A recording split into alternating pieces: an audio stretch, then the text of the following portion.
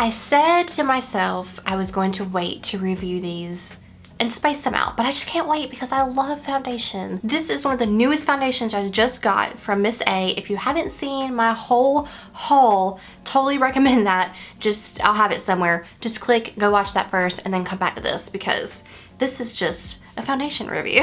This is the AOA Studio Prowear Foundation Full Coverage. It just looks like a little dropper. I have no idea about this foundation, anything about it. It's in the shade Soft Tan, 0377 Soft Tan. It says part of proceeds protect animals against abuse. I love that. It's got a cute little kitty. Oh, I hope this foundation's good because I really like that. If you like my eyes, I made a cool little short on IMAXing and the color wheel and all that good stuff. So make sure you go check that out. I don't know when it'll be up, but it'll be up at some point. So make sure you look at that. I'm just gonna shake this up. I don't know what we're getting into. I don't know what's going on, if this is gonna be good or not. We're just gonna see because the last Miss A products, they just were like hit or miss, mostly miss. And my skin is like really, really mad at me right now. So I've got a lot to cover up and I'm gonna need this to do its job. Okay, we're looking a little orange. That's not a good sign. Okay, it's a little, not my color at all, but hopefully we can make it work. I've already primed my face too, just with some matte primer. This feels definitely not as thick as the other foundation I tried. It feels more drying, I guess, but like not that that's a bad thing. It's just like not as liquidy. It smells really weird. It's weird. That's like a weird smell. I don't know what's going on there. The color isn't horrible after we blended it out. It's not horrible, not the best. Now it has covered a little bit. I would say like lighter, but mostly medium. So we've got some coverage going on. So I'm just gonna put this directly on my brush and see what happens. Let's go on this side. I doubt anything will cover up this volcano that I have right here, but we're gonna try. This is a really weird smelling foundation. It smells really bad. It smells like crayons, but like chemical crayons. I don't know. As I suspected, it is not covering up that red zit that I have, but I don't think anything will, to be quite honest. It's a very light coverage foundation. Not very. It is a pretty light, but I guess for some people it'd be medium. But for me, it's more on the light side because I love foundation and I need it to be full coverage. You know, if I'm gonna wear foundation, it needs to be full coverage. And this is not. But we're gonna see if we can build it up. And it's throwing me off that it's like such a weird color. Not to mention the smell. I think we can fix the color with concealer and like setting powder and stuff, but right now, right off rip, it's looking very orangey. And from my experience in the store, they do not have a lot of shades. So you kind of get what you get, you know? All right, we've got our full face on. We're very orange. It smells really bad, but we're gonna see if we can build this up a little bit. This side's not horrible, but I feel like this side is kind of like my problem area. So we're gonna just put some more on our brush and just dab all over. Really, the smell is so bad, you guys. Like I don't think you understand. So we're definitely more full coverage now, which is great. It's easy to blend and it is buildable, which is great. Like this side I feel like looks pretty dang good despite the color. This side I think looks good too. It's just it's one little area, but it doesn't look horrible. But I haven't looked up close. Let's see what it looks like up close. Not too bad, not great around my nose, but I could probably fix that with a sponge and then the concealer. It's not really that bad. It doesn't feel super heavy, but it kind of looks heavy, but maybe it's the color. I'm gonna go in with some concealer, see how that looks. I said some and then I put on like an abnormal amount. We're all blended out. I think it looks really good. I even looked up close and I think we're looking okay. The color looks a little bit better now that I put concealer on, so I'm actually pretty happy with this right now. So let's go ahead and set it. This is the Laura Mercier setting powder, so I'm gonna set it and then I'm gonna come back after I finish the rest of my makeup.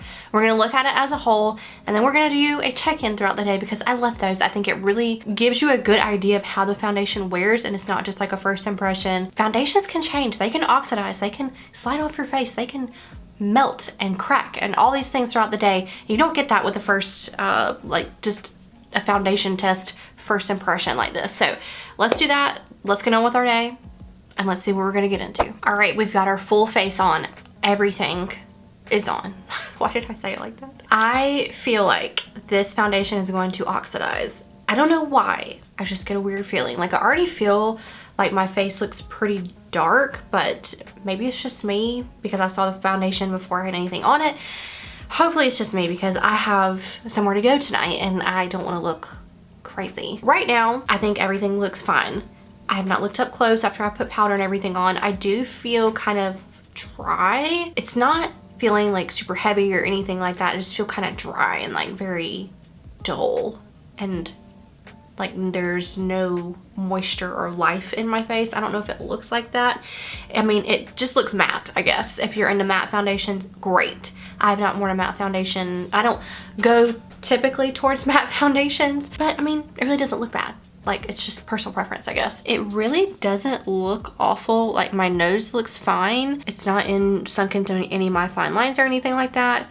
It does look kind of like I have foundation on, so like that's not wonderful, but it doesn't look bad. Like I've definitely had worse foundations on.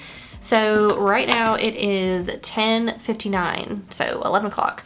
Like I said, I have a few things to do today, something to go to tonight. So let's see what this looks like. Let's just say a prayer. I'm back. It is now 8:12. So I think I put everything on about 11 o'clock. So it's been 9 long hours. And I have to say, right off the bat, this foundation has held up really well. I'm actually really impressed. The way that it started and how it was feeling and stuff, I was just like, I just don't know how this is gonna go. But after wearing it for this long, I'm pleasantly surprised. I have been outside in the heat and humidity, and as you can tell from my hair, and my face does not look like it. There's no sweat drip marks or anything. Everything looks just the way I put it on this morning. I was wearing sunglasses and I kind of like rubbed right here where my sunglasses were, and it had like a little spot, but I don't even really see that anymore. I think I was able to kind of blend it out, which is very nice. It has gone into a little bit into my smile lines, but not anything like super crazy, and none in my forehead, which is great.